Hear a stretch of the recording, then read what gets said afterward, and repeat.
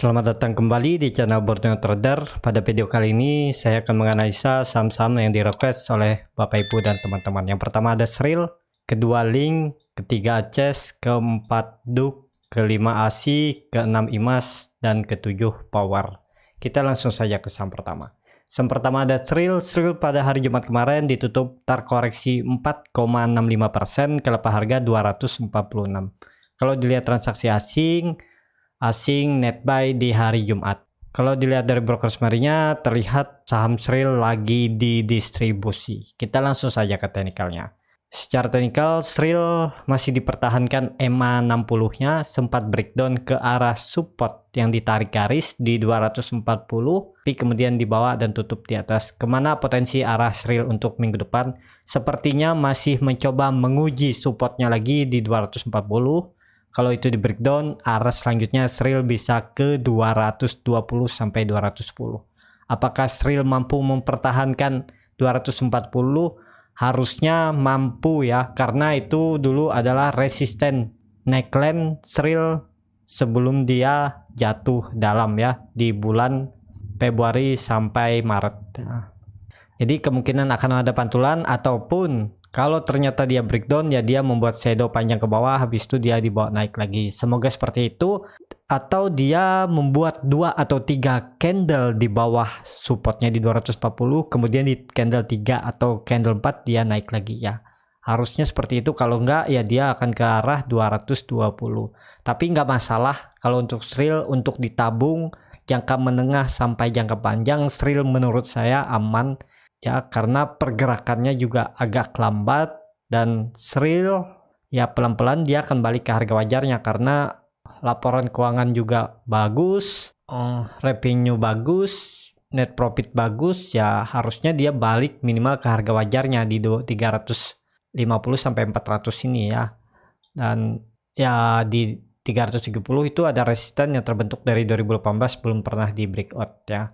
Jadi seperti itu untuk Sril. Cocoknya untuk nabung nih. Nah, bagi Bapak Ibu dan teman-teman yang baru pertama kali kenal investasi saham, bingung mau invest di mana untuk disimpan atau untuk dicicil, atau sistem DKA ya, dollar cost averaging setiap bulannya, ya Sril ini cocok ya untuk disimpan jangka menengah sampai jangka panjang. Yang trading hindari dulu mending ya, karena ya seperti yang terlihat juga Sril ini pelan geraknya ya.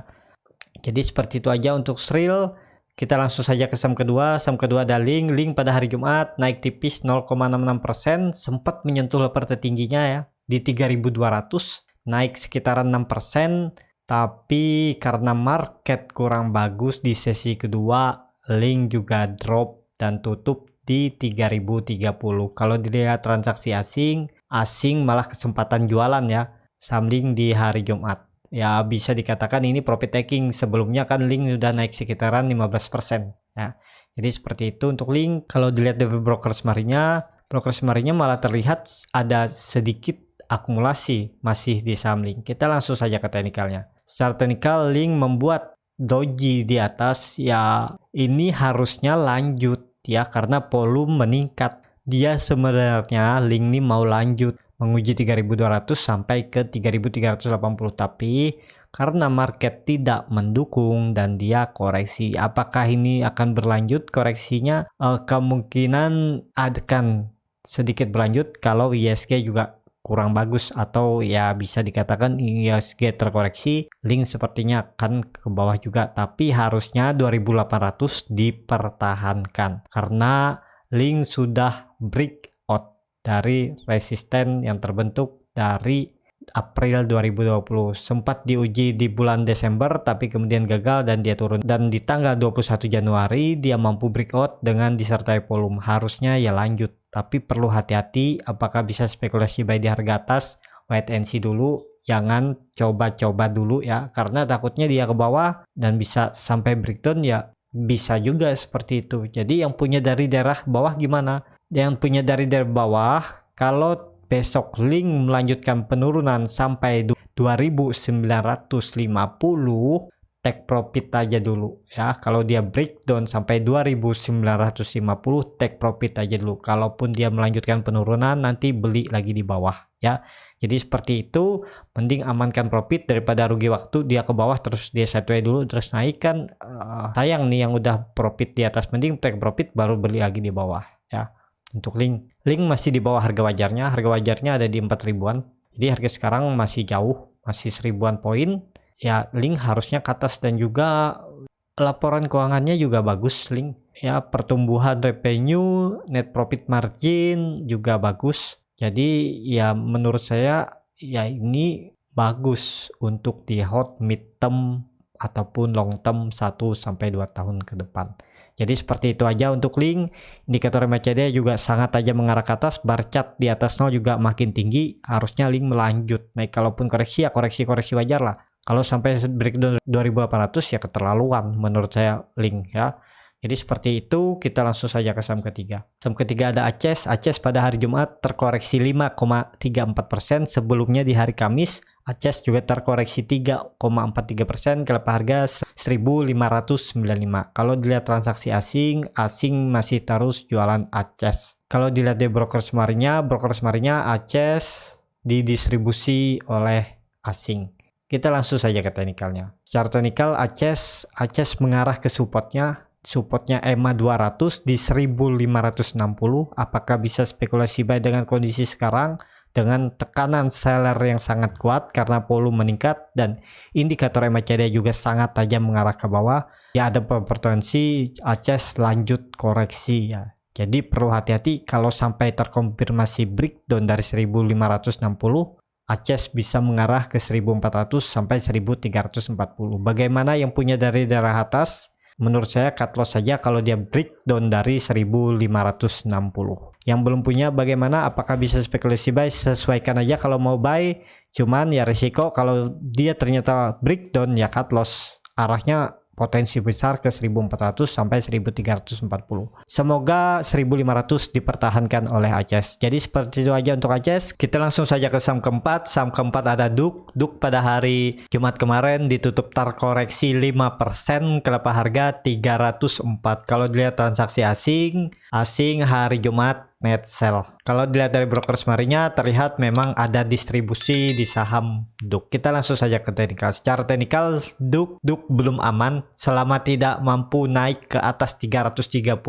Potensi DUK bisa ke 200 ya. Buruk-buruknya ke 200 di bottomnya September 2020. Jadi semoga minggu ini DUK mampu naik ke 330. Kemarin sempat coba naik, tapi karena market kurang bagus juga di hari Jumat dia juga ikut terkoreksi ya. Jadi ya perlu hati-hati. Indikator MACD terindikasi sudah melandai dan sudah di area overbought. Bar chart di bawah 0 juga tipis. Harusnya memang DUK ini minggu ini minimal bisa tutup lah di 330. Apakah bisa spekulasi buy di harga sekarang? Kalau Bapak Ibu mau cut loss di bawah 280 ya bisa ya, tapi cut lossnya di bawah 280. Kalau dia menyentuh 278 276 cut loss saja menurut saya, dan target profit terdekat ya menguji 330 ini aja dulu di 8%. Jadi seperti itu, tapi ini beresiko ya karena di bawah resisten neckline-nya ini. Jadi mending nunggu dia breakout aja dulu lebih aman ya. Kalau udah di atas 330 baru buy. Jadi seperti itu untuk DUK. Yang punya dari daerah atas gimana? Kalau yang nggak mau cut loss hold aja, tapi ya resikonya dia mengarah ke bottomnya 2016 ya, untuk naik itu akan pelan, jadi ya akan rugi waktu lah ibaratnya menunggu. Tapi menurut saya DUK ya kalau dilihat ya sudah di area bottom, jadi harusnya dia coba gak naik. Dan kalau mau lebih aman DUK ini belinya di 600 itu, kalau sudah dia confirm breakout 600 arahnya ke 900 sampai 1000 ya, jadi sekitaran 50% apa ya upside-nya nih. Jadi mending nunggu di atas yang belum punya ya, lebih aman menurut saya, atau nunggu di daerah 450 450 ini juga bisa ya. Kalau sudah di area 450 buy aja untuk DUK. Jadi seperti itu aja untuk DUK. Kalau masih di bawah bisa spekulasi buy, masih bisa, cuman beresiko ya. Jadi sesuaikan resikonya, stop loss kalau menyentuh harga cut loss, karena potensi DUK kalau turun lebih dari 280 bisa ke 200 sampai 210. Jadi seperti itu aja untuk DUK. Kita langsung saja ke saham kelima. Saham kelima ada ASI. ASI pada hari Jumat kemarin terkoreksi 1,47%, ke level harga 6.700. Kalau dilihat transaksi asing ya terus net buy. Dan di bulan Januari asing juga belum ada sehari pun net sell. Kalau dilihat dari broker semarinya terlihat memang ada akumulasi di saham ASI. Kita langsung saja ke teknikalnya. Secara teknikal ASI sudah di area pucuk ya. Belum bisa, menurut saya spekulasi buy sangat perlu hati-hati. Area buy ideal ASI itu di daerah 6.200 sampai 6.370 di daerah zona biru ini. Dan cut loss yang trading cut loss kalau turun dari EMA 60-nya garis hitam ini ya, di 5.850 bisa cut loss di harga tersebut untuk ASI. Dan juga kemungkinan ASI kalau tidak mampu breakout 6.900-nya ini, dia akan sideways dulu di range harga 6.050 supportnya ini, dan resistennya di 6.900. Jadi ya jaga di daerah bawah ini aja. Market pasti memberi kesempatan, jadi jangan takut ketinggalan kereta. Kalaupun ternyata minggu ini ASI breakout, lihat dulu ya, kalau terkonfirmasi breakout 6.900 buy di daerah atas. Jadi seperti itu strateginya untuk ASI ya. ASI juga cukup menarik ya. Indikator MACD garis biru mulai mendekati garis merah lagi, dan kalau besok minggu ini ASI koreksi 2 candle atau 3 candle akan terbentuk dead cross, dan bar chart di bawah 0 juga terbentuk. Jadi perlu hati-hati. Yang punya dari daerah bawah gimana? Apalagi yang beli di 6 ribuan, ini udah profit sekitar 10% ya. Kalau dia breakdown dari 6.580, take profit aja menurut saya ya. Nanti beli lagi di bawah. Kalaupun Bapak Ibu mau hold untuk jangka menengah dan jangka panjang ya, kalau dia koreksi ke daerah zona biru ini di 6.200 sampai 6.350, tambah lagi, cicil lagi. Jadi seperti itu untuk ASI. Kita langsung saja ke saham ke-6.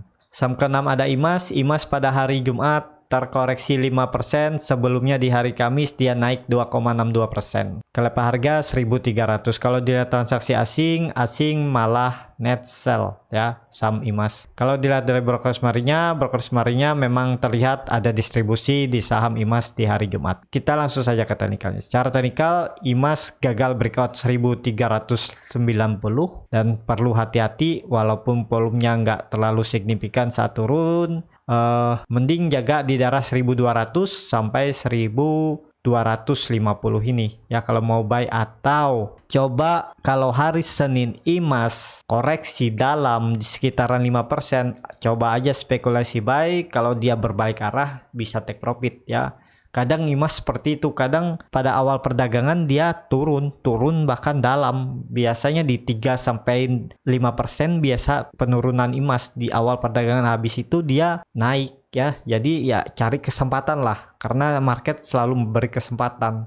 Cuman ya kalau trading ODT ataupun scalping itu ya harus mantau market, jangan ditinggal. Sekadang dia naik sebentar habis itu turun lagi dalam ya. Jadi ya lumayan take profit aja di 3-4% atau 5% kan lumayan IMAS dapat sehari. Jadi seperti itu untuk IMAS, masih belum aman ya. IMAS ideal buy-nya di daerah, kalau saya ya di daerah sini 1.250 sampai 1.200 di daerah zona biru ini. Cut loss kalau turun dari EMA 60-nya garis hitam ini ya, di 1.115 sampai 1.100. Jadi seperti itu untuk IMAS. Indikator MACD juga masih sangat tajam mengarah ke bawah lagi. Bar chart di bawah 0 juga makin dalam ya. IMAS sepertinya masih berpotensi untuk koreksi sebelum IMAS mampu break out 1.390.